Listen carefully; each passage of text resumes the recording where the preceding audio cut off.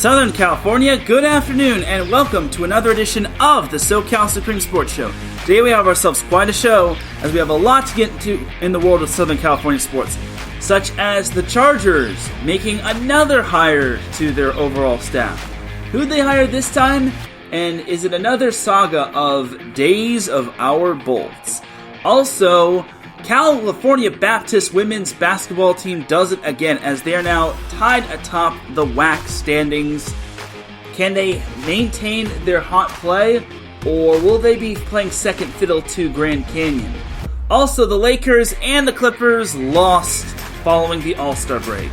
The Clippers got hammered by the Thunder, and the Lakers just had no answers without LeBron against the Warriors. Can both teams stay consistent? And the Galaxy, as well as LAFC, kick off their season this week in the MLS. And the Dodgers look pretty good against the Padres in spring training. Is that a sign of good things to come? Or is this just spring training and I shouldn't give two you-know-whats about it? All that and more here on the SoCal Supreme Sports Show. This is Teran Rodriguez bringing you another edition of the SoCal Supreme Sports Show here on IE Sports Radio, your direct feed for all that is sports.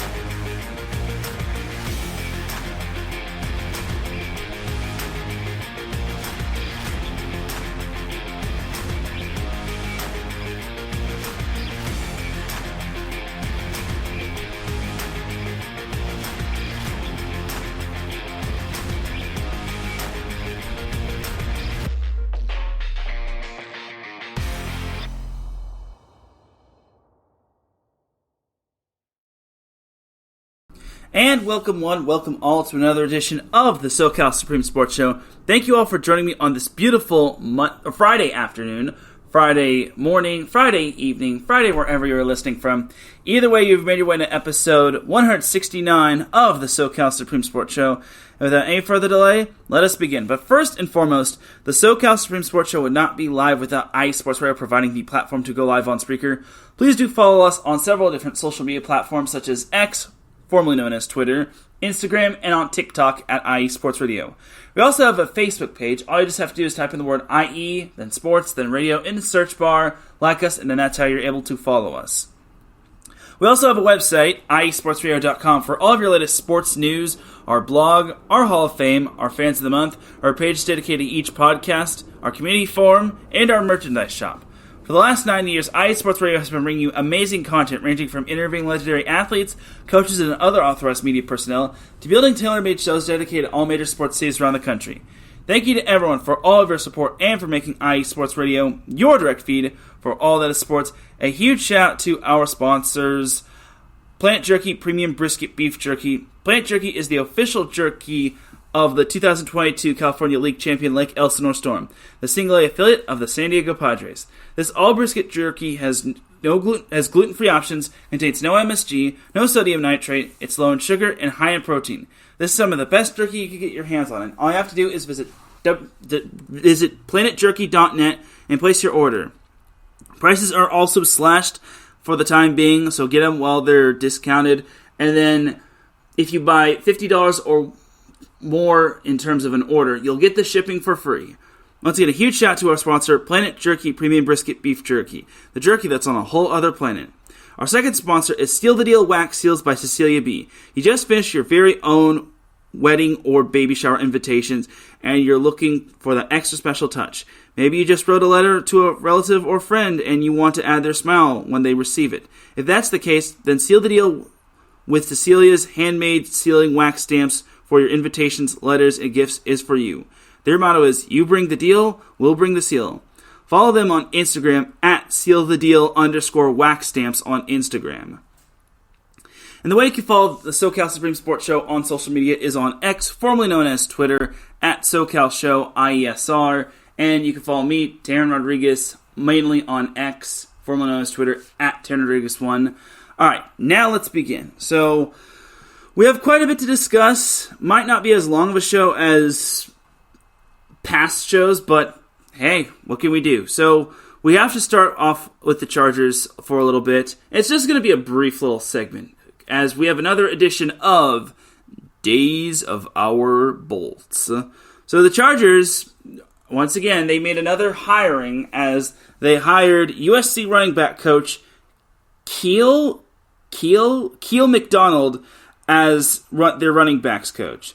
And McDonald had chances to become a college offensive coordinator, but opted to become Jim Harbaugh's running back coach. At Utah and USC, McDonald worked with backs such as Zach Moss and Marshawn Lloyd, who was a top prospect in this year's draft.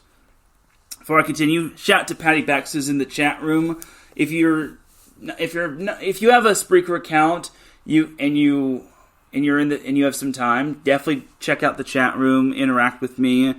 Patty Bax, like I said, is there. She says, "Have a great show, Teran." Thank you, Patty. So, the Chargers hiring Keel McDonald is actually pretty darn good, if you ask me. So, if he's able to work with prospects such as Zach Lloyd and a top prospect, well, Zach Moss isn't a prospect, but he's currently in the NFL. But if he's able to work with the likes of Zach Moss and Marshawn Lloyd, who is a top prospect, that's a good sign for things to come, because the Chargers didn't really have the greatest run game. I mean, obviously they had Austin Eckler, but unfortunately, he just had one of those down years, which is pretty disappointing if you ask me. And honestly, I would not mind seeing the Chargers get Marshawn Lloyd. Now, they could also get Blake Corum, or the other running back that was from Michigan that was really running rampant in that national championship game for Michigan. And Blake Corum, or that other running back from Michigan, would be great, because the Chargers would basically be reuniting that running back or running backs with the likes of Jim Harbaugh. And honestly, there are going to be certain cuts that have to be made. Like, honestly, I really can see the Chargers cutting Austin Eckler. I don't want him to be cut, but the thing is, he just doesn't have the production, and he was only signed to a 1-year deal, so his contract is up. So, Marshawn Lloyd, I would totally have open arms to allowing him to be drafted by the Chargers. It would have to be in the later rounds, like maybe say the 3rd round, maybe the 4th round, if said running backs are available. But honestly, I'm down with this hire. Keel McDonald, I totally like this hire, and he has familiarity with young prospects, and he doesn't have to leave the state. He actually stays in Southern California, so all in all, I like this hire. And Ralph Cleese pops in the chat room. He says, "Teran, our iSports radio legend, have a tremendous show. Let's go." Thanks, Ralph. So, all in all, this is a great hire for the Chargers, and I'm totally happy with this. And hey, the more good hires, the merrier. So, just to bring everyone up to speed on the Chargers coaching staff, the Chargers coaching staff up to this point, courtesy of Alex Insdorf, one of the hosts of Guilty as Charged, the podcast for the Chargers. Head coach Jim Harbaugh, offensive coordinator Greg Roman, I don't know what PGC means, but PGC is Marcus Brady, RGC/tight ends coach Andy Bischoff, quarterbacks coach Shane Day, running backs coach Keel McDonald, offensive line coach Mike Devlin, wide receiver coach Sanjay Lal, and senior offensive assistant Mark Trestman. The Trestman hire is probably the most questionable hire in my opinion, but honestly, hey, it is what it is. Maybe he'll have a sudden change of heart, so we'll see what happens. And then the Chargers' overall staff hires, in addition to what I just mentioned, include Jeff Carpenter, offensive quality control / wide receivers coach, Jonathan Goodwin, offensive assistant quarterbacks coach, Will Tukafu, assistant defensive line, and Nick Hardwick, assistant offensive line. Now, Nick Hardwick may sound like a familiar name because he actually was a player on the Chargers back when he played in the NFL, which I think is great familiarity. I think that is another good hire. So, honestly, I'm very happy with that. Now, the performance staff includes Ben Herbert, Executive Director of Player Performance. He was basically with Jim Harbaugh back at Michigan. Jonathan Brooks, Head Strength and Conditioning Coach. Devin Woodhouse, Head Strength and Conditioning Coach. Well, I guess they have two of them. Ben Rabe, Director of Performance Analytics. And Lincoln DeWolf, Performance Analyst. So that's basically the performance staff.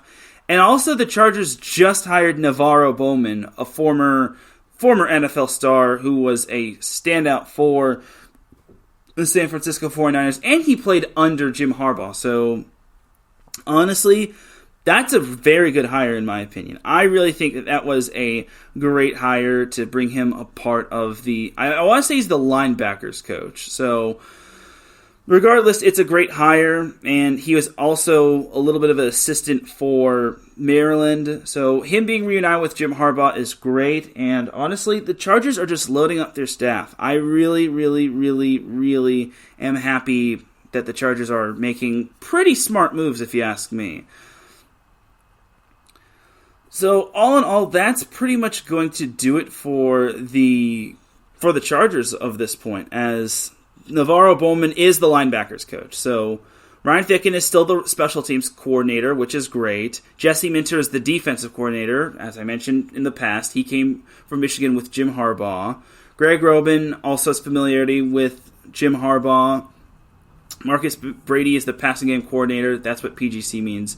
Jeff Carpenter is the offensive quality control / wide receivers coach. Steve Klinkscale is the defensive backs coach. I already mentioned Shane Day and Mike Devlin. Mike Elson is the defensive lines coach. Jonathan Goodwin is an offensive assistant / quarterbacks coach. Chris Gould is an assistant special teams coach. Nick Hardwick, as I mentioned, he's the offensive line coach. Mike Heisted, defensive assistant. Sanjay Lal, wide receivers coach. Rick Minter, senior defensive analyst. Robert Muschamp, defensive coordinator or defensive quality control. Chris O'Leary, safeties coach. Dylan Roney, defensive assistant. Phil Serchia, offensive assistant. Mark Trestman, I already mentioned him. Will Tukafu, I already mentioned him. Ben Herbert, I already mentioned him. And then the rest is pretty much performance coach. All right, but that's that for the Chargers in terms of all their hires.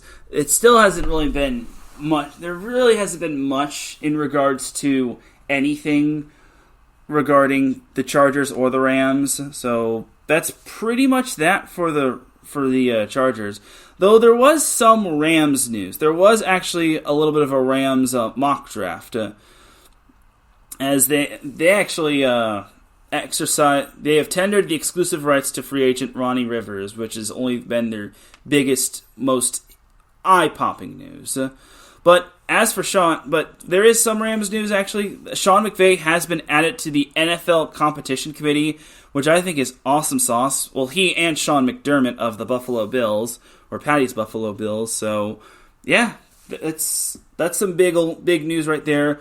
But the Rams did just release offensive lineman Brian Allen, which I don't know how to feel about this, but it is what it is. Maybe they have to cut back and they want to sign a big free agent offensive lineman, or maybe they just want to sign a big old free agent altogether. But that's pretty much a little bit of free agent news. The Rams' additions to their coaching staff include Giff Smith, defensive line coach and run game coordinator, John Stryker, game management coordinator, Dave Ragon, quarterbacks coach, Chili Davis, assistant special teams coach, Greg Williams, inside linebackers coach, Rob Calabrese, offensive assistant, and Nate Shielhaas, offensive assistant / pass game specialist. So that's pretty much all the new hires right there in terms of the Rams. And here's the Rams' mock draft in projections for the post Super Bowl. This is courtesy of Stu Jackson, the senior staff writer for the Rams, which I think is cool. So the Rams have the 19th pick, which I think is cool. And here are some names that the Rams could possibly draft. So the first one is Nate Wiggins, cornerback of Clemson. Now, the Rams definitely need a cornerback. Cornerback is definitely the biggest thing possible for them.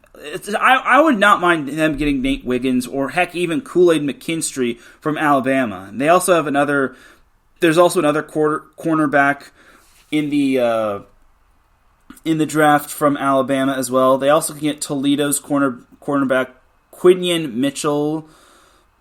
And then that's also a big benefit right there. The Rams definitely need a cornerback. But NFL.com, draft analyst Chad Reuter has Nate Wiggins being drafted in the first round, and then they have Austin Booker, an edge rusher from Kansas, being drafted at the 52nd pick, and then Blake Fisher, Notre Dame offensive tackle, being drafted in the third round with the 83rd pick. And then this is probably the trippiest right here. So the Rams have another pick in the third round. They have pick number 100, but this one kind of doesn't make sense. Chad Reuter has the Rams selecting Cam Little in the third round with the 100th pick. Now, I don't know about you, but Cam Little is a kicker. Now, I get it. Now, I understand the Bengals did have success drafting Evan McPherson. He's helped them win certain games. But, I don't know, third round? That seems a little high if you ask me. I'd wait for maybe like fifth round or later. And by the way, that third round pick is actually a projected compensatory selection from Raheem Morris being hired by the Atlanta Falcons. All right, but that's that for Reuter and his little projection for why the Rams should draft those players. Reuter does say Little at 6'2", 179 pounds, converted 20 of 24 field goal attempts and all 33 extra point attempts in 12 games for the Razorbacks this season. All right, well, I guess that's okay. Maybe the Rams could get a better kicker. Like, I don't know. The more accurate, the better, because I get it, the Rams did struggle with kicking, and they need a kicker, but honestly, third round kicker, I don't know. You have other needs that you can get in terms of the draft, like maybe more offensive line help, maybe defensive line help, but whatever floats this guy's boat. And then the Ringer has Kool-Aid McKinstry being drafted with the first round pick for the Rams this year, which I think is great. He had 32 total tackles, 7 pass breakups, and doesn't even show his interceptions. Well, that's stupid. Anyway, and then Nick Baumgartner says Toledo's cornerback Quinion Mitchell is someone that the Rams should draft. Okay, that's totally understandable. 17 forced incompletions, 14 pass breakups, and he actually was clocked at 23 miles per hour and could flirt with a possible 4.3 or lower 40 time at the Combine. And he was named the best defensive player at this year's Senior Bowl, which I think is pretty good. And then Joel Klatt has the Rams selecting Georgia offensive tackle Amarius Mims. Now, this one kind of makes sense. I totally get offensive line help. The Rams need all the offensive line help they can get, especially since they just released Brian Allen. But again, maybe they could select an offensive lineman in the second round. They're certainly not going to get Olufashu from Penn State or the top prospect offensive tackle from Notre Dame, or they're certainly not going to get the top offensive lineman from Oregon State. But they have the 19th pick. Unless the Rams decide to trade up, which I think would be a mistake, I think this could maybe be a sufficeable pick. And then CBS Sports' Ryan Wilson has the Rams selecting Nate Wiggins from Clemson, which I think is good. And that's pretty much all that for the Rams' mock drafts roundup, which I guess is fine. I still don't understand why someone would select a kicker in the third round. Unless this kicker only missed a few field goals and is perfect in extra points, I think the Rams should wait until the fifth, 6th, or 7th round for a kicker. Maybe 4th if they really see a kicker on their eyes, if they have a 4th round pick. Alright, but that's going to do it for the Rams. But there was some NFL news as the NFL announced that the 2024 salary cap will be $255.4 million per club, with additional $74 million per club payment for player benefits, which include performance-based pay and benefits for retired players. This is courtesy of Ian Rappaport on X, formerly known as Twitter. So that's good for the Chargers because they'll have a little bit more cap space. But I did see rumors that the Chargers might cut Mike Williams, and oh god, that would be so horrible. Mike Williams is such a great wide receiver. Again, it sucks that he tore his ACL, but he's actually ahead in his rehab and recovery. So hopefully for the Chargers' sake, they don't have to cut him, and maybe they can cut some others, if not restructure contracts, because they're still eating up most of that J.C. Jackson contract that was just a nasty signing courtesy of former name-redacted GM Tom Telesco. But I digress in that regard, and honestly, it is what it is. Now, the Rams will have a lot of cap space. There's no excuse for them to flirt with big-time signings. I know they'll be able to draft really well, so this is a big offseason for the Rams. They could definitely make it back. They could make it to the Super Bowl next year if they play their cards right. Because remember, they have their little pattern of ever since moving to LA, 2016 missed the playoffs. 2017 made the playoffs. 2018 made the Super Bowl. 2019 missed the playoffs. 2020 made the playoffs. 2021 made the Super Bowl, which included them winning. 2022 missed the playoffs. 2023, which was this past season, made the playoffs. So 2024, I'm thinking maybe Super Bowl if they continue this trend. I wouldn't be surprised because the Rams do have a few pieces on their team that definitely are becoming big bright spots. And Puka Nacua is only on his rookie contract. The same can be said for Kyron Williams. So I think the Rams definitely, I could see in the Super Bowl. I would not be surprised if those Rams made the Super Bowl next year. But that's just speculation, so we'll see what happens next year. All right, now that's going to do it for the NFL. Now let's jump on into some college basketball as, well, there was some college basketball that happened. Unfortunately for USC and UCLA, they didn't really play last night, and that might be because they might be on bye. But it is what it is. However, UCLA did play this past Sunday, so my last show was recorded on Sunday, just because I had to jump through a lot of hoops because of all the bologna sausage in terms of switching my internet.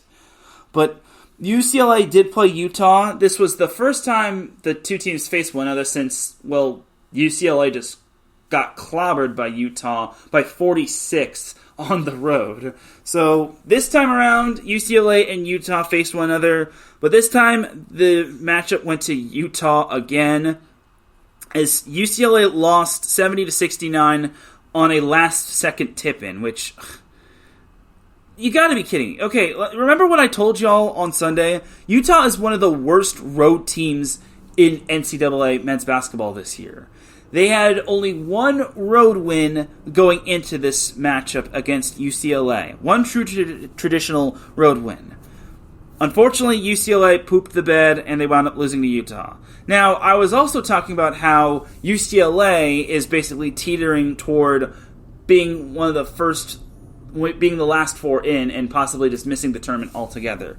I think this kind of puts the nail in the coffin for UCLA in terms of missing the NCAA tournament. I just don't see a scenario where UCLA makes the tournament. I think all those early season losses and obviously the close loss to UC Riverside is really starting to hurt them. Especially to the likes of like Maryland and CSUN. Those are two losses that I don't think the Bruins could come back from. And the schedule kind of gets a little bit tougher because, well, a little bit tougher. notice how I said the word a little bit tougher, because this Saturday they actually host USC, which is basically the funeral home of Pac-12 men's basketball teams. Whereas for USC, I already mentioned this on the previous show, they lost in double overtime to Colorado, 92-89. So the fact that USC has this matchup on their docket or on their radar is going to be rather interesting.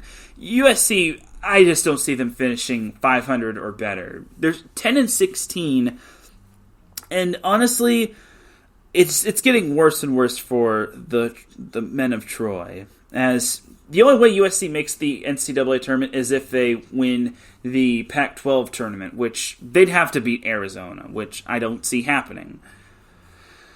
So after this week, oh, by the way, that USC-UCLA matchup is going to be on ESPN.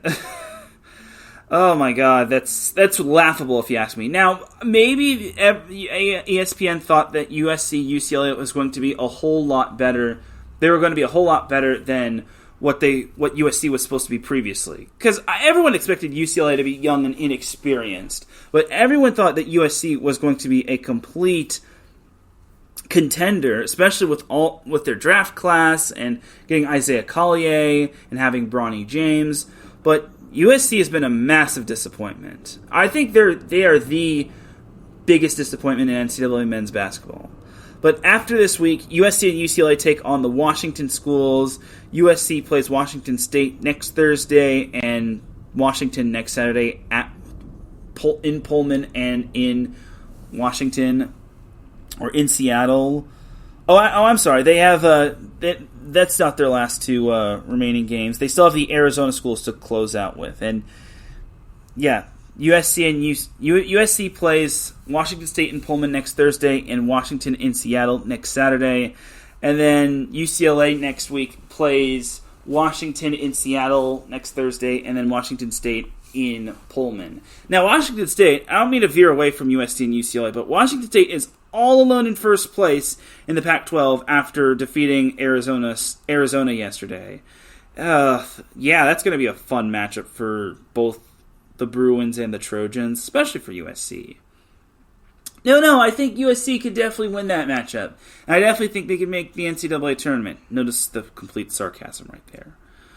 All right, but that's that for that little matchup right for the Pac-12 schools. Jumping on over to the Big West. Now, the Big West is still kind of up for grabs, as UC Irvine still leads the conference with an iron fist. They are one game ahead of UC San Diego, which is awesome. But still, Long Beach State is one of the hotter teams in the conference. They're actually on a 5-game winning streak, as they just beat Bakersfield. Now, Long Beach State did have to struggle with Bakersfield, as they got off to such a sluggish start. I think the first 5 minutes of the game, they were 2 for 8 from the field, and then 0 for 2 from downtown. But then eventually Long Beach State just turned it around, and they managed to pick up a very nice win. And they actually are still in contention to win the Big West Conference regular season title. And if they do that, they get the top seed in the Big West Conference tournament. The good thing is also for Long Beach State is that they also are... They're 10-5, and they're only 3 games back of UC Irvine. Now, that seems to be like a lot, but they have 5 games remaining. So we'll see what happens with Long Beach State. UC Irvine is just continuing to kick butt and take names, especially since UC Irvine is also undefeated at home. Yeah, the Brent Event Center is basically their precious domain. That being said, they're very awful on the road. They're 6-7 on the road. Yikes! God, that's kind of concerning if you're Russell Turner's team. But they are the only Big West Conference team that has 20 wins. Soon, UC San Diego and Long Beach State will get there, but not as soon as possible. Shout out to Jen B in the chat room. She says, hope you're having a great show, Teran. Thank you very much, Jen. All right, but that is going to do it for the Big West Conference in men's basketball. Some notable scores that happened, like I said, Long Beach State beat Bakersfield at home 79-66. Fullerton beat Cal Poly 68-50. UC San Diego beat UC Riverside 77-65. And UC Irvine thumped UC Santa Barbara 81-69. And that score is a whole lot more one-sided than most people think it was. Because I think at one point UC Irvine was leading by I think 20 plus, which that just goes 22. Just goes to show how much of a different level UC Irvine is at. But that's that for the Big West Conference in men's basketball. Jumping over to the WAC as CBU, or California Baptist, wound up losing to Abilene Christian on Thursday, 71-65, as the Lancers are back in action this Saturday when they hit the road to take on Tarleton State. And then next Thursday, CBU is back when they host Stephen F. Austin, and then next Saturday they also host UT Rio Grande. So CBU is in the middle of the WAC. They are 7-8, which I just don't see them getting the top seed in the WAC tournament. They're also 14-12, but nobody cares about that. All right, but that's that for the WAC and CBU. Jumping over to the West Coast Conference, which is also the funeral home of SoCal men's basketball teams. All right, well, I will say this. The whole conference in terms of the SoCal teams are starting to get better. Except not really, because Santa Clara is the thorn in every SoCal team's side. So this past Saturday, San Diego lost to Santa Clara 82-69. As this Saturday, San Diego hits the road to take on St. Mary's. And the next Thursday, San Diego returns back to SoCal to take on LMU in Los Angeles. And then for Pepperdine, they're coming off of a nice win on Wednesday. They actually beat Pacific 89-70. Like I always said that, actually beat Pacific. That sounded a little mean. Anyway, Pepperdine is back in action Saturday when they hit the road to the Trolley City to take on San Francisco. The next Thursday, Pepperdine hosts number 18 St. Mary's. Those two are going to be tough. San Francisco is already looking pretty good. If it wasn't for Gonzaga and St. Mary's and maybe Santa Clara, San Francisco could maybe make the NCAA tournament. And then for LMU, they lost to Santa Clara last night, 65-55, as they have lost 7 in a row, and they have only won 1 away game, so this isn't good for LMU. The Lions are back in action Saturday when they hit the road to take on Pacific. They better win that one. Pacific is 6-23. If they can't beat Pacific, which is the worst team in the West Coast Conference, I swear by all that is holy, LMU men's basketball is getting Dum-Dum of the Week. I'm sorry, I don't want to say that LMU men's hoops should get Dum-Dum of the Week, but you can't have a bad road record and lose to a team that has yet to crack a West Coast Conference win. So don't you dare disappoint me, LMU. All right, but that is that for the West Coast Conference. We're not missing a whole lot. I'm sorry to say, but we are not missing anything in that regard. Now for San Diego State, as Larry pops in the chat room, he says, SoCal. Thanks for popping in, Larry. I appreciate you. So San Diego State, they unfortunately had a bit of a tumble. Remember when I said they're in the gauntlet? Well, they were doing so great. They took down Colorado State this last Tuesday, and then last Friday they took down New Mexico State. But then they had a little bit of a tumble, losing to Utah State 68-63. And that is kind of a costly loss because that actually knocks them out of first place, and it puts them 1 game back of Utah State. Now, it's only 1 game back, and San Diego State still has 4 more games, and a few of those games are actually kind of winnable, as this Saturday they hit the road to Fresno to take on Fresno State, and then Tuesday they return home at the Viejas Arena to take on San Jose State, and then the following Tuesday, San Diego State hits the road to Sin City to take on UNLV, and then Friday, March 8th, San Diego State hosts Boise State, which could possibly be for the regular season Mountain West Conference title. Boise State is actually a half game back of Utah State, which that's going to be rather fun if you ask me. And like I said, between Utah State all the way down to possibly Wyoming, maybe Colorado State, that conference regular season title is still up for grabs. Now, San Diego State, their next two games are definitely winnable because they're against sub-500 teams, and they're also against NorCal teams. You have to have pride in beating NorCal. So please, San Diego State, please manage to win those two games. Then you could figure out what will happen with Utah State, because Utah State has Fresno State this upcoming Tuesday, and then next Friday they host Air Force, and then they've got San Jose State, and then they close out against New Mexico. So honestly, Utah State has a very, very easier path to the regular season championship than San Diego State, and that's kind of on San Diego State for losing to Utah State. They kind of controlled their own destiny, and I know both teams have split their regular season series, but Utah State beating San Diego State is just so inconvenient for the Aztecs. So Utah State is going to have to trip up along the way at least one time, and then San Diego State has to run the table. The only matchup I see San Diego State having a little bit of fits with is probably Boise State, which, if I recall correctly, Boise State did beat San Diego State, and they did. They won by 1 point, which, God, San Diego State is probably going to want some of these games back. Like against Nevada, and then obviously against the second matchup against Utah State, and then the New Mexico one where they got drubbed by 18, and then the Boise State one where they lost via heartbreaker, and maybe the Colorado State one. So, yeah, San Diego State men's basketball, I still think they'll make the NCAA tournament regardless, but better seeding would be so better. Yes, they had that Cinderella run where they made it all the way to the national championship, but unfortunately, they ran into UConn, which we all hate.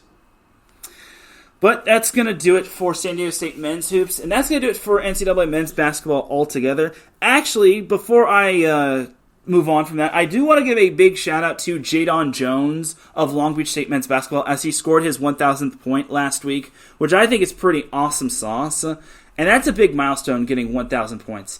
He's only one of few players that has done that for Long Beach State, surpassed the 1,000 point mark. So gotta give a SoCal Supreme Sports Show salute to Jadon Jones of Long Beach State men's basketball. And here's to more points to come as this season is starting to wind down. Now let's move on to NCAA women's basketball. All right, so USC and UCLA are back in action tonight as USC hosts Colorado, and that's going to be a really tough one for USC. This is very important for the women of Troy because, honestly, they lost to Colorado the first go-around. Now they get both of the Rocky Mountain schools, including Utah, at home. So this could really make or break USC's possible seeding in terms of the NCAA tournament. USC is up to number 7 in the AP poll, which I think is awesome. Now it's all about maintaining their consistency. They know that the Pac-12 is a complete gauntlet. Even some of the bad teams can trip them up sometime in the Pac-12. So USC has Colorado at home on Friday, and they also have Utah on Sunday. Now the Utah one is also going to be a big one, just because Utah thumped USC. But in my opinion, I think for USC, I think they can win. I definitely think they have what it takes to win at the Galen Center, and if I recall correctly, they only have one home loss, which I want to say that was to UCLA. If not, it was probably to someone definitely. Yeah, no, it wasn't to UCLA. It was to Washington of all teams. Oh God, they lost to Washington? God, that seemed like forever ago. That was all the way back in January. Hopefully USC is a much better team back then. Or much better team now than they were back then. But Utah and Colorado are going to be a major test for USC. And we shouldn't rule out USC being the number 1 seed of the Pac-12 tournament. However, again, USC has the Rocky Mountain schools in Utah and Colorado. And then Stanford only has Arizona and Arizona State. And their only true test is going to be against Oregon State. So Stanford would have to lose twice down the stretch, and then USC would have to run the table in order for them to be the number 1 seed. If that's the case, then USC gets the number 1 seed, and barring anything else happening with Oregon State, I think USC can definitely become that number 1 seed. Because if I recall correctly, and I'm saying if I recall correctly quite a bit, USC did beat Oregon State twice this season. So USC would have USC has the tiebreaker over Oregon State in terms of head-to-heads. And they have the tiebreaker over Stanford in terms of head-to-head. So in case all 3 of those teams finish with the same conference record, USC has the tiebreaker over Oregon State and Stanford. So they'd be the top seed if it came down to those 3, tying atop the Pac-12 standings. So it's a big week for USC. UCLA, on the other hand, after their loss to Oregon State, they actually fell from 9 all the way to 12. But on Sunday, they crushed Oregon 74-55. Last night, they literally stomped all over Utah. So remember when UCLA women's hoops lost in a heartbreaker by 13 in overtime? Well, UCLA left no doubt as UCLA stomped all over Utah 82-52, which I thought was pretty darn good if you ask me. Like, oh my God. That's incredible right there. That just goes to show that the first one was complete, I wouldn't say fluky, but I also will say it just goes to show that UCLA is much better than that loss dictates. I think that was just more so Utah having kind of home court advantage playing in Utah. But regardless, UCLA is also back in action. Their schedule's a little wonky. They played UCLA yesterday. Their next matchup won't be until Monday when they host Colorado on ESPN2, mind you. So that's going to be a very fun matchup. I don't expect the Bruins to get the number 1 seed, but if they do somehow get the number 1 seed, then it'll probably be because Stanford collapsed. But they lost to Stanford. They lost their only meeting to Stanford, and then the Oregon State one, they split their season series against Oregon State. But in terms of point differential, UCLA has the tiebreaker over that. So it's going to depend on probably running the table and then seeing if Stanford slips up and possibly Oregon State. But all in all, for UCLA women's hoops, that is going to do it. One more shout out to USC's Juju Watkins, as she actually got a bit of a she got a nice little surprise over the week, as she actually tied Cheryl Miller for the most 30-point games in a single season in women's basketball history, which I think that is really awesome if you ask me. And then also, she could be a nominee for starters, everyone knows that Caitlin Clark pretty much shattered the most career points in NCAA women's basketball history.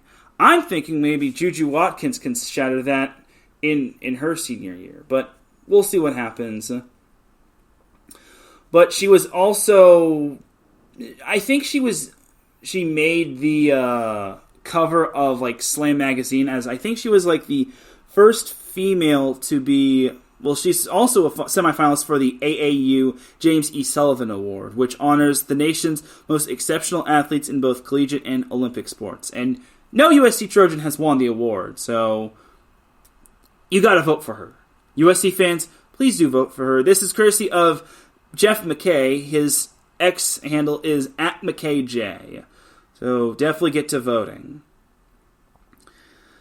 And I do want to say that Juju Watkins did make the cover of Slam magazine, which, honestly, that's really awesome right there. And yes, it was the Slam something. I think it's called Slam magazine. So, all in all,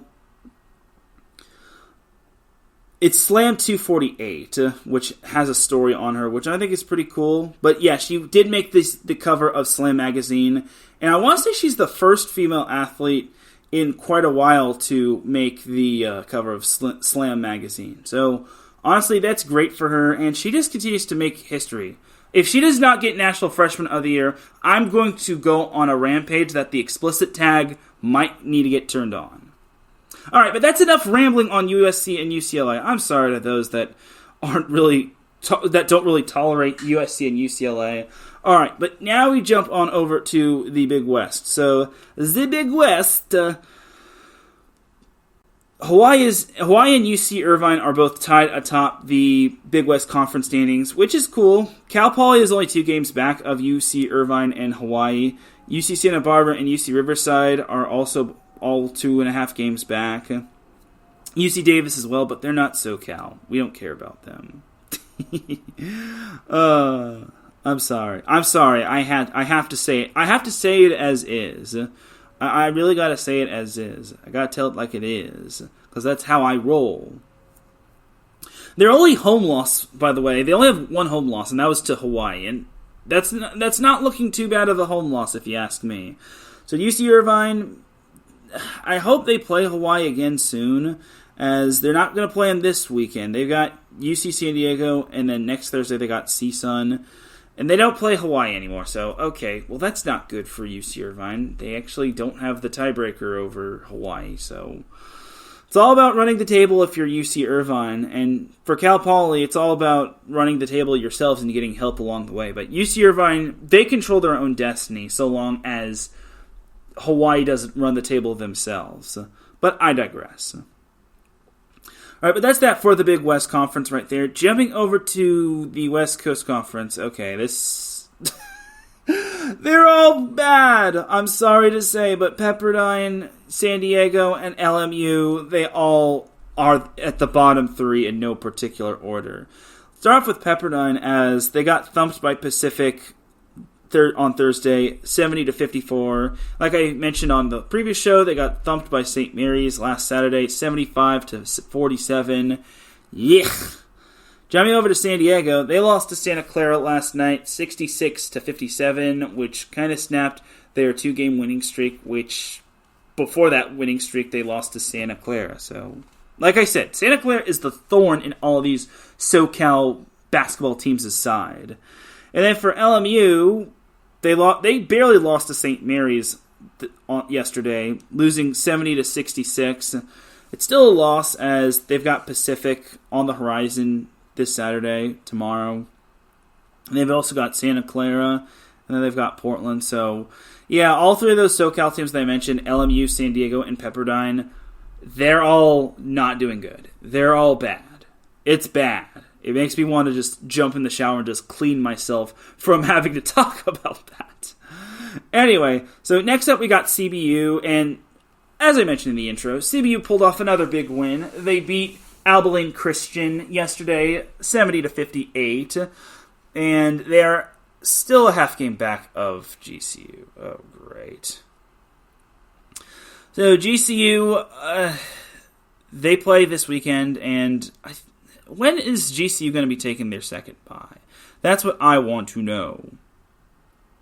Their second bye doesn't come until the last week of the regular season. So after they play Stephen F. Austin, Grand Canyon gets their second bye, and then Grand Canyon will host CBU in their final match of the regular season, which could have first place implications in regards to the WAC tournament. But as for CBU, they are back in action Saturday when they host Tarleton State. Now, again, CBU cannot afford to underestimate anybody because, well, for starters, they underestimated Utah Valley, and they lost to them. They showed no doubt against Abilene Christian. They showed that last one was, I wouldn't say it was a fluke, but it just goes to show that the WAC is just so unpredictable. Heck, even Seattle, the worst team in the conference, is starting to win games here and there. But CBU is back in action this Saturday when they host Tarleton State, and then next Thursday, they hit the road to Texas to take on Stephen F. Austin. And then next Saturday, they hit the road. Well, they'll stay in Texas to take on UT Rio Grande. And then they have UT Arlington after that. And then they close off the regular season against Grand Canyon in the Cactus State. But it's been a great season for the Lady Lancers, which they're 21-3. They're only 3 losses. They have 3 losses. 2 of which are in conference, which isn't bad. And then the other loss came at the hands of... It came in December, and it came at the hands of Louisiana Tech, which they got drubbed. Oof. Which, I don't know how Louisiana Tech beat them, because they're 10-17. CBU must have had a lot of players out sick or out due to some sort of thing. Because Louisiana Tech, that's a hideous loss right there. but it's what we call anarchy.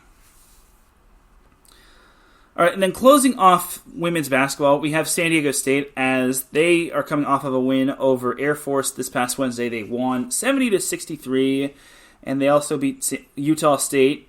Take note, men's basketball, 90-62, which is a definite good win. I'm glad they were able to actually beat Utah State, unlike the men's.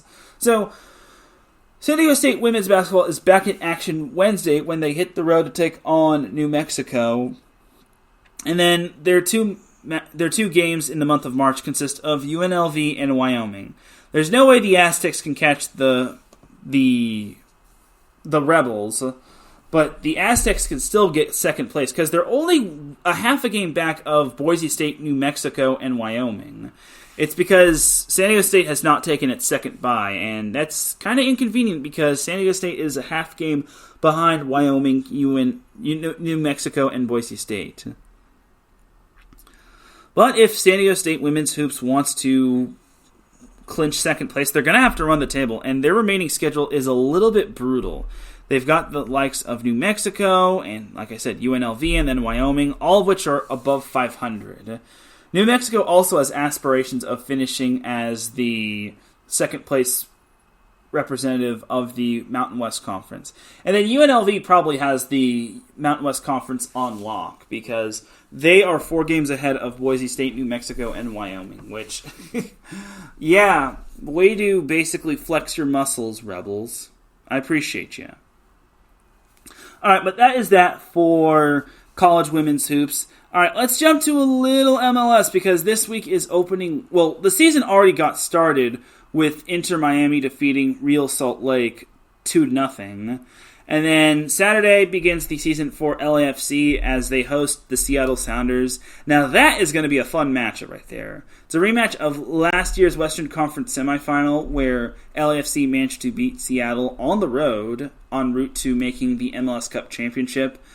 Unfortunately, they lost to the Columbus Crew, which we don't really talk about that. But the Galaxy are also back in action Sunday when they host Inter Miami. Oh God, they get the honor of being Lionel Messi's kicking bag. I would not be surprised if the Galaxy wound up losing to Inter Miami, but honestly, it is what it is. Inter Miami already has a match underneath their belt as, again, they played this past Wednesday, so the Galaxy might be in for a little bit of a rough season opener. But next Saturday, LAFC heads down to Utah to take on Real Salt Lake. And then the Galaxy next Saturday head down to Northern California to take on San Jose Quakes. So we'll see what happens with the Galaxy and LAFC. But I'm expecting big things from LAFC. Hopefully their in-season tournaments don't wear them down. And for the Galaxy, I'm just expecting them not to suck. If they suck, then I will be disappointed. But that's going to do it for the MLS portion of the show. We'll take ourselves a quick little break. When we come back, we'll talk a little NHL, we'll talk a little MLB, then we have the Dum Dum of the Week. So keep it locked here. You are listening to the SoCal Supreme Sports Show here on IE Sports Radio, your direct feed for all that sports. We'll be right back after this. What's up, sports fans? You're listening to IE Sports Radio, your direct feed for all that is sports. I'm your favorite West Coast Wisconsinite, Bernie Bango, and if you're a cheesehead, come listen to my show, Big Cheese Sports, where we road trip around America's Dairyland, previewing, reviewing, predicting, debating, and digging into all that is Wisconsin sports at the college and pro levels. Join me on IE Sports Radio, Sundays at 1 p.m. Central Standard. Bernie out.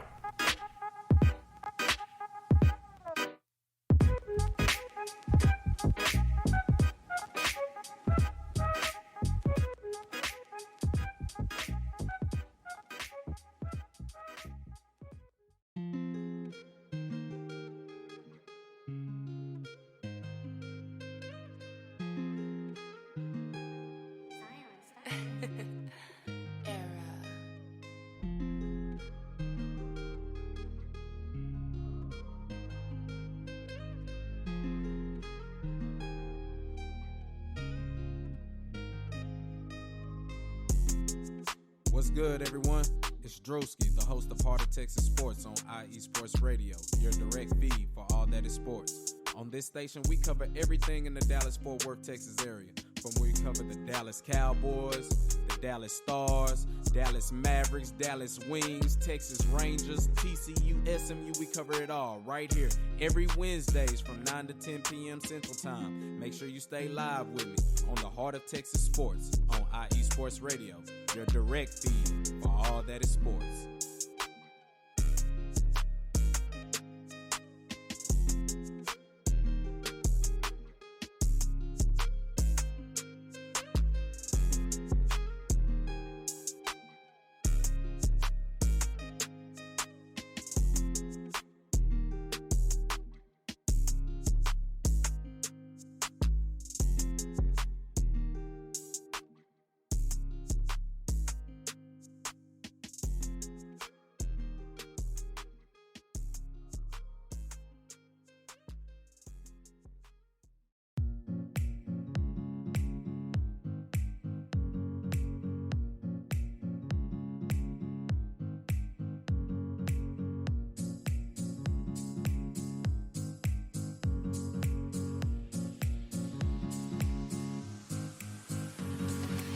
Hey there, sports fans.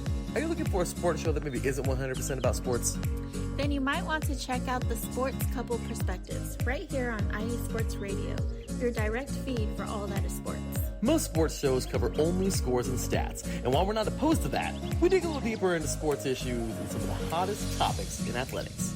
In addition to sports, we take a journey through my neck of the woods, pop culture, with movie reviews of both sports and non-sports films. Speaking of pop culture, make sure to participate in our game nights, where we quiz each other on our specialties, and you, the listeners, can win IE Sports Radio apparel. We always have a great time learning more about each other's worlds, one show at a time. So join us each week on the Sports Couple Perspectives, right here on IE Sports Radio, your direct feed for all that is sports.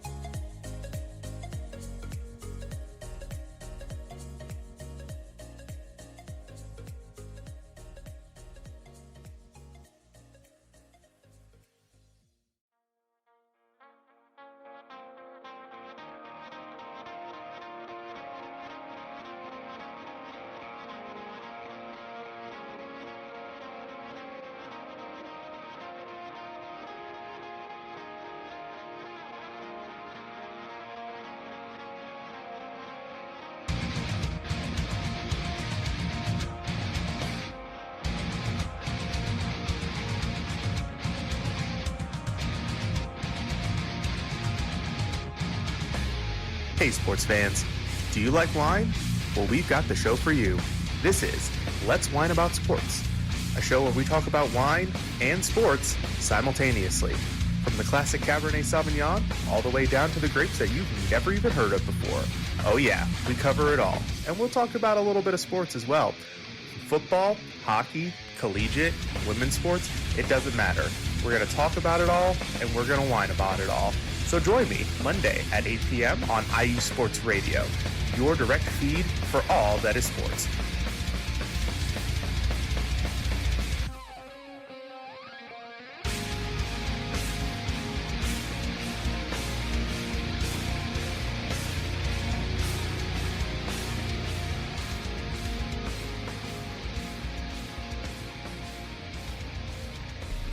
And welcome back to the second half of the SoCal Supreme Sports Show here on IE Sports Radio, your direct feed for all that sports. Definitely do check out all of our amazing shows, as later on today we will have the Sports Couple Perspective with Larry B. and Cecilia B.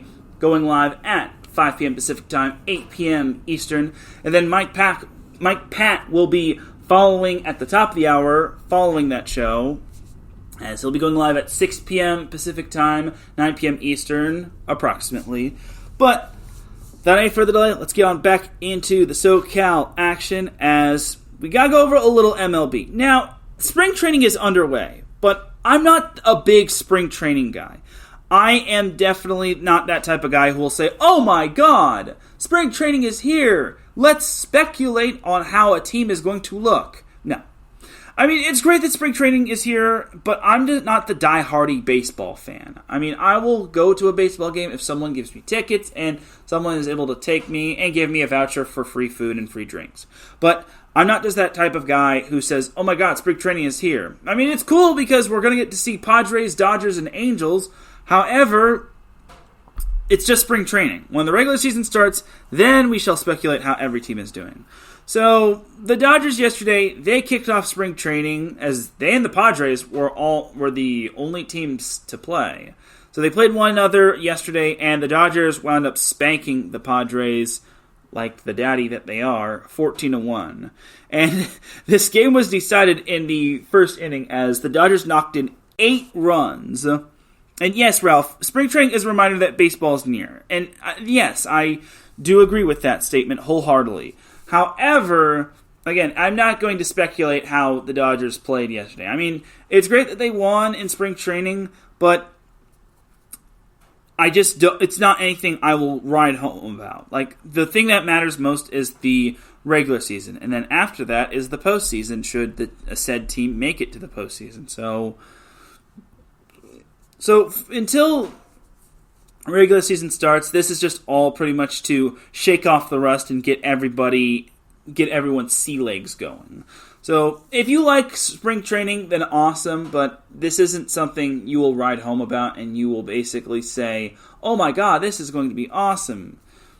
This team just dominated this other team in this fashion in spring training. No, please don't.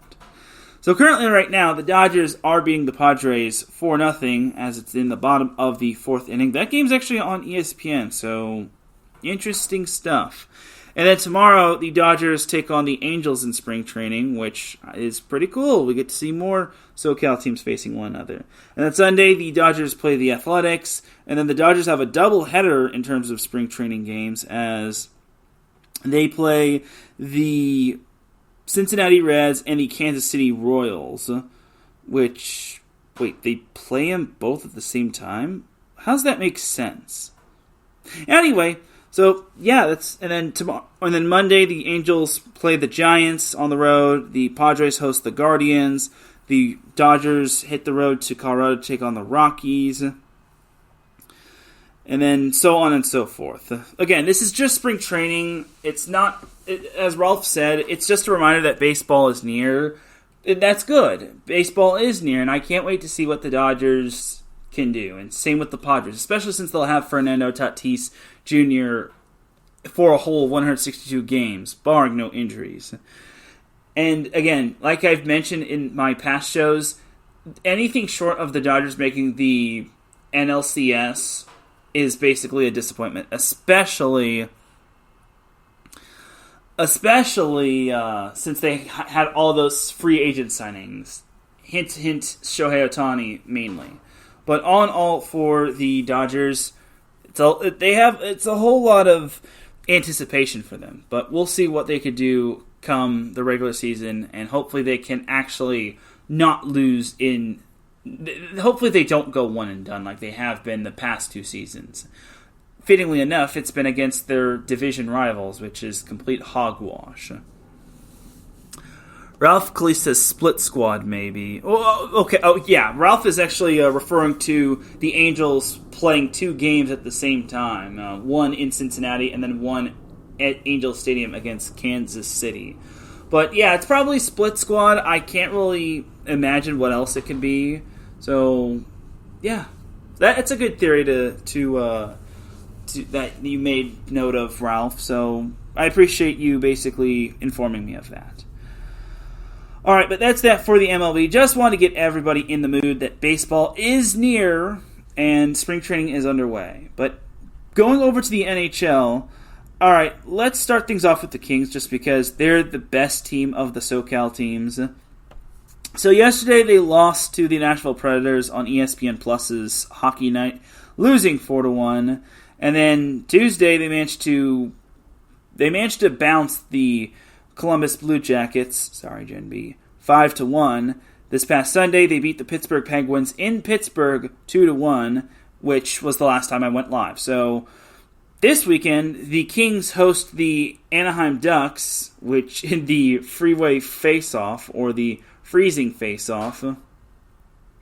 I think it's called freeway face-off. Sounds like the right name. Yeah, the freeway face-off on Saturday at the Crypto.com Arena.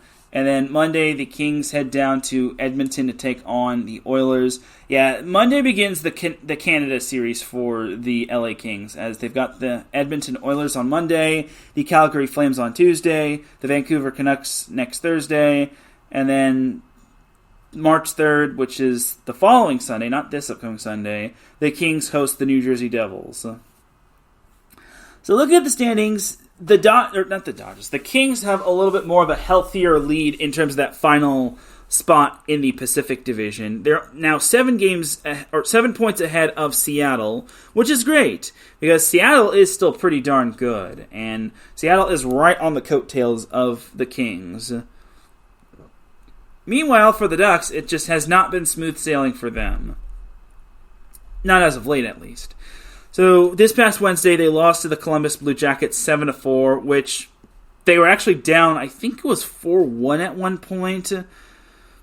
Yeah, it was 4-0 in the second period. And then somehow, I don't know how, but the Ducks managed to score 4 consecutive goals, which, oh gosh. I don't know how the Ducks did it, but they did. And then the third quarter, the Ducks went missing. You couldn't even find them on the side of a milk carton.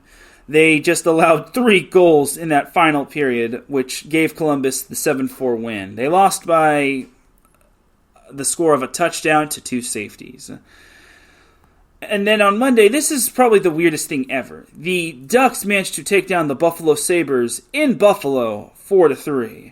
Now, maybe it's because it was an off day, it was probably an off day for the Sabres, but nobody scoring in the third period was probably the most weirdest thing ever. So, oh well, I guess. As the Ducks, like I said, they're back in action as they head down the 405 to take on the LA Kings. And then Sunday, they return home to take on the Nashville Predators. And then Thursday, they hit the road to Northern California to take on the San Jose Sharks. And then next Friday, they return home to take on the New Jersey Devils. So, like I mentioned, the Kings are in a good spot, while the Ducks are still second to last in the Pacific Division. I don't have more to say about that. So, Patty Beck says the Sabres play horrible at home. They have a much better record on the road, and this is indeed true. I can't believe that is the case, but the Sabres are indeed 13-11-3 on the road, while they're 12-16-1 at home. That's kind of weird, because I would think Buffalo fans are much more passionate in terms of cheering for their team, but oh well. Yeah, Gen B says, yes, 4-0 to start the game. Our goalie got hit in the face with a stick through the eye slot, and they got one while he was down, and the last 2 on the goalie who came in to replace him. Oh gosh, that's horrible. Getting hit in the face with getting hit in the eye with a stick, that's dangerous. Whew. And Ralph Calise actually said, the Kings ruins the, I'm not even going to try to pronounce that, Hugger. I'm sorry if I'm mispronouncing that, but it's Jaromir Hager. I can't pronounce the last name. So they ruined the Penguins retirement jersey of number 68, Jaromir Hager. So, oh gosh. Well, I feel sorry. Well, I'm sorry to Pittsburgh Penguins fans. I definitely apologize, and definitely check out Ralph Calise and his show, The Yinzer Report, every Tuesday at 2 p.m. Pacific Time, 5 p.m. Eastern, followed by Gen B with the Show of the Land, which goes live at the top of the hour. And then the Buffalo Huddle comes on right after the Show of the Land, so definitely do check out those 3 shows every Tuesday. But yeah, I guess the Kings ruined a jersey retirement day, so I'm sorry, Ralph, and to all the Pittsburgh Penguins fans. Poor Penguins. Poor Penguins. It's kind of been that type of season, but they still have a chance to make the playoffs. That's kind of the crazy thing. Anyway, that's kind of going to do it for the NHL portion of this show. And Patty says, I think there's a lot of pressure to win at home where it isn't the same on the road. Yeah, I think that's a good point as well, just because you want to put on for your fans. You don't want to disappoint them. But it also gives the fuel for the opposing team's fire. So that's also a good point, Patty. So it is what it is. All right, but now that is going to do it for everything in terms of the SoCal Sports. Now we got to get on into Dum Dum of the Week. So Dum Dum of the Week is an award I like to give out to when it comes to basically someone that does or says something dumb. No one is safe from this award. Any person or organization can get this award. It doesn't matter who you are or what you did. Well, actually, it does matter what you did just because, well, you done messed up. So I got 2 Dum Dum of the Week nominees, or Dum Dum of the Weeks. So remember how I told y'all I was unable to go live last Friday, and then I had to push it to Saturday, and then I had to basically move it to Sunday? Well, I will just say I had to switch my internet plan. So Spectrum, I'm not here to promote Spectrum, but Spectrum has a very good internet plan right now, and I don't know the exact price of this, but it's a pretty darn good one. So if you don't have Spectrum, get Spectrum. It'll definitely benefit you, in terms of their internet at least, because AT&T is not cutting it for us. We're saving my family, my mom and I, and my brother are saving a whole lot of money in terms of switching to Spectrum. This show is brought to you by Spectrum, by the way, but I digress. So, but you want to know what's the worst part about getting Spectrum? A whole lot of things. First and foremost, you have to pay off your phone if you haven't done so already. That's the big part. And I haven't really had my iPhone for a whole lot. I think I've only had it for about less than a year. And I had me and my mom paid that off, and then switching the internet plan. Oh God, it is a pain in the freaking butt if you ask me. I'm just gonna say this right now. You have to do a whole lot. You got to unlock your phone. You have to basically put in a request pin. You have to do it over the phone. You don't go to the new internet plan that you're going to. It is basically a hassle. And honestly, customer service does not do anything in terms of helping you. All they basically just do is give you vague instructions. And you don't really talk to a person, an actual person. You actually talk to an automated person or an AI. It's so annoying. We just want our new freaking internet plan before we get billed. For goodness sake. I just don't know what we have to do. And in addition, you pay off your phone. You think you've won the battle, right? No, you haven't. You have to wait 48 hours to put in a transfer pin, or request for a transfer pin, or request to transfer your phone altogether, and you still might not be able to be successful right away. It is frustrating, and it's driving my mom and I crazy. I just want the new internet. Please stop doing this to us, Spectrum and AT&T. I don't know who to give Dum Dum of the Week to regarding Spectrum or AT&T. I'm giving it to both of them just because this whole thing is just one gigantic hassle. I can't stand it. Give us our internet. We do not want to have anything to do with AT&T. Just please. So Spectrum in regards to jumping through multiple hoops, and AT&T in regards to jumping through multiple hoops in terms of leaving you all and transferring to a new internet plan. You're this week's Dum Dum of the Week. I'd give it more to AT&T because at least Spectrum has the better price. And Jen B says, I have Spectrum. I love it. I can't wait to be that type of person as well. But AT&T gets the big Dum Dum of the Week, while Spectrum gets the mini/smaller Dum Dum of the Week because of this whole hassle that has been making me and my mom jump through many hoops in terms of getting to, and wasting multiple trips to Spectrum as well. So, you're dumb! You're so dumb. You are really dumb. For real.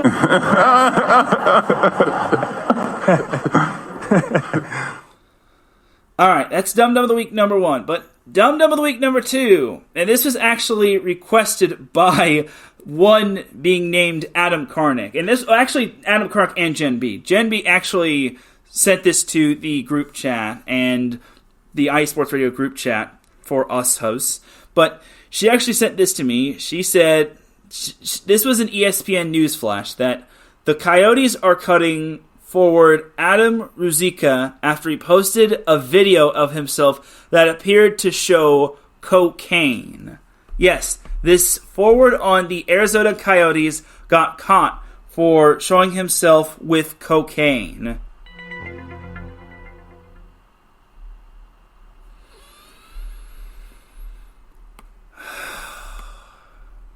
Oh my goodness.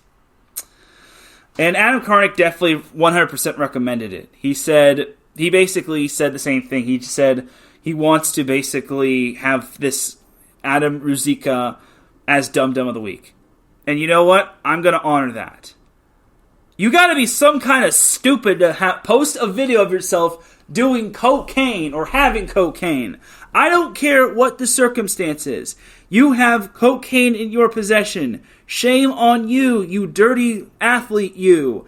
First and foremost, what kind of logic is that, having cocaine? Second and foremost, why are you posting a video of yourself with cocaine in it? And third, why are you posting it to all social media? Don't you know the number one rule? Once it goes on social media, it never basically gets unshown.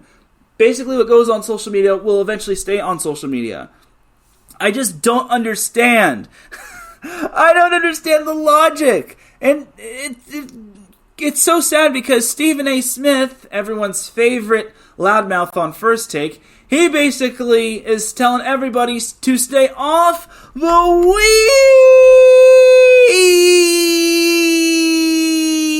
weed. Duh. And this man had cocaine in a video that he decided it was a good idea to post. That's got to be some kind of dumb. And thank goodness the Arizona Coyotes did the right thing. But this just goes to show the Arizona Coyotes season in a nutshell.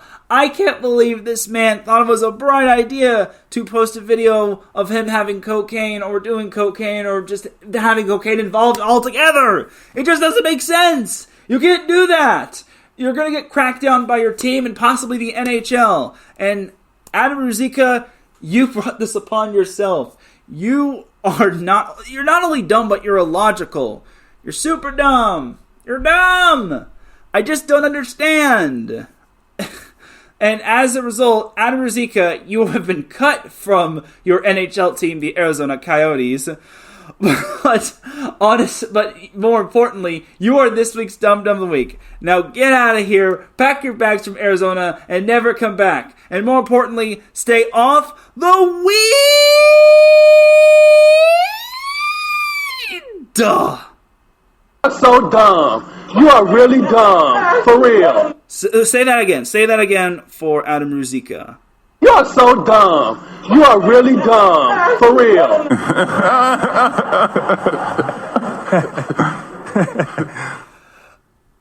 Larry B says the Coyotes are still a team. Yeah. No wonder they're the punchline on the Neutral Zone, which is on every Tuesday at 6 p.m. Pacific Time, 9 p.m. Eastern. But still, I just can't believe it. Yes, the Coyotes are still a team, and they're still having to leech off of Arizona State in terms of their ice, in terms of their home ice. Just blow it up, Coyotes. At least you got that problem out of the way. I'll give you that much. But still, I'm just flat out disappointed. And yes. But before I get on out of here, I actually do want to give another SoCal Supreme Sports Show salute to Matt Ariza, the former punter of San Diego State, as he actually just signed a little bit of a contract with the Kansas City Chiefs, which kind of makes me wonder what's going to happen with Tommy Townsend. But anyway, Matt Ariza is back in the NFL. I'm glad he managed to win that case. I'm not going to get on into it. But honestly, I'm so happy that Matt Ariza is going to be an NFL punter, and he deserves it. That dude was a beast back at San Diego State, and I'm so happy that he gets the chance to possibly, maybe win another ring with Trent McDuffie, who was a modern, or I think it was a Servite alum, Servite or Modern Day. But regardless, I just want to give him that little shout out right there. It's another set point salute. That's what I think I'll just call that. The set points, or not the set point, the salute. The SoCal Supreme Sports Show salute. The SoCal Supreme Sports Show salute to Matt Ariza, who is now back in the NFL. All right, on that note, that's going to do it for this week's episode of the SoCal Supreme Sports Show. Ladies and gentlemen, it is time to get on out of here, because I got to get ready for my evening plans tonight. Yeah, dig? And Larry B is cracking jokes in the chat room. He says the Jets and the Coyotes are one and the same. The Jets is an acronym for Just End the Suffering. Yeah, that's what Jets means, apparently, to NFL fans. Just end the suffering. But on that note, now let's get on out of here. You dig? Thank you, everyone, for tuning in to the SoCal Supreme Sports Show. I really do appreciate everybody tuning in. If you listen live, I appreciate you. If you listen on the playback, I appreciate you. If you listen at work, I appreciate you. If you listen at any time, any place, anywhere, any time, anywhere, anywhere of like upside down, inside out, I appreciate you. Patty Back says, breaks my heart that he signed with Kansas City. I never thought he was guilty, and I thought it was very suspicious. The charge came the day he signed with the contract with Chelsea. Yeah, that was just sad. And Larry B says, go Matt Ariza. He deserves a new beginning after all that crap. I definitely agree with that, LB. All right, shout out to the chat room. Larry B, Ralph Calise, Patty Backs, Jen B for all tuning in. I appreciate y'all tuning in and allowing me to entertain y'all. This upcoming week, Set Point's going to actually be going live on Tuesday at noon, just because Monday I do have plans regarding volleyball. But SoCal Supreme Sports Show, I can assure you, will be back on its regular time next week, just like this week. They'll be back at noon Pacific time on Friday. I promise you all, I'm not going to change it unless something big comes up, and I promise you that's not going to happen. For everyone here at IE Sports Radio, this is Teran Rodriguez signing off. Have yourself an amazing weekend. Don't do anything stupid. Stay off the weed. Just find a way to navigate perfectly if you want to change your internet plans. And I will see you all Tuesday for Set Point. Have a great weekend, everybody. And remember, SoCal is for SoCal. Peace! Let go!